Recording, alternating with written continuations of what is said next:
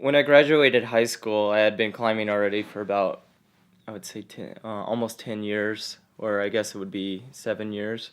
And I had gone through the youth climbing circuit.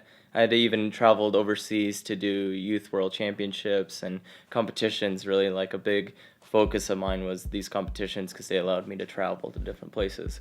But I was heavily invested in climbing outside and exploring, different realms of climbing, and that entailed a lot of traveling as well.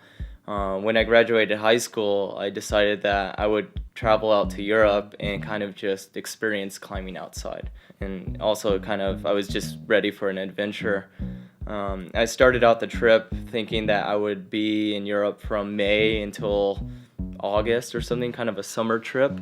And I ended up staying there until I think December of that year, so nearly 8 months. And I was totally by myself. I had some contacts, I had some friends they lived in Austria, and initially that's where I flew into. And I connected with them and I stayed at a place for a while. But then I started to meet other people and connect with different, climbing circles, and they introduced me to different crags all across Europe. It started in Austria, it went to Italy, to Switzerland, and finally France and Spain. And I really just discovered the idea of traveling and just having freedom of traveling for rock climbing.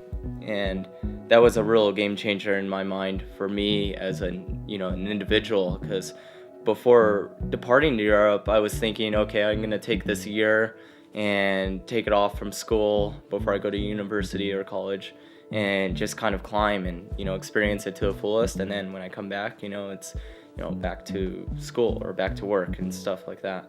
But midway through this trip, I realized after extending my ticket so many times that this is really who I am as an individual, and I strived for exploration and connecting with individuals, different cultures, and different groups of people. And it really defined me as a person. And I think at that age, a lot of people are kind of searching for who they are and they're trying to find direction. And it comes in the most random times. And this was kind of those times because I just planned it out to be a fun trip, but it really just changed me as a person. So that's my major evolution as a climber and a person.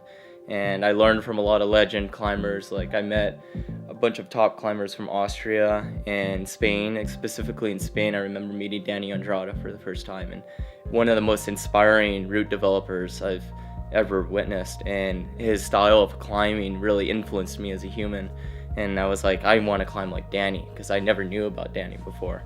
And specifically when I lived in Austria, I lived with Jakob Schubert, an incredible World Cup climber and outdoor climber now.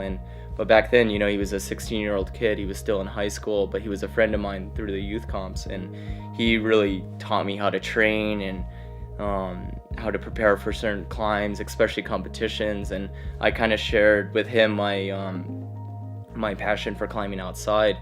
And it was just a cool experience, to connect with so many different people. So I would think that's kind of, what put me in this direction. And what I've done ever since then is really, go for a trip, travel, and try to connect with as many different individuals as I can.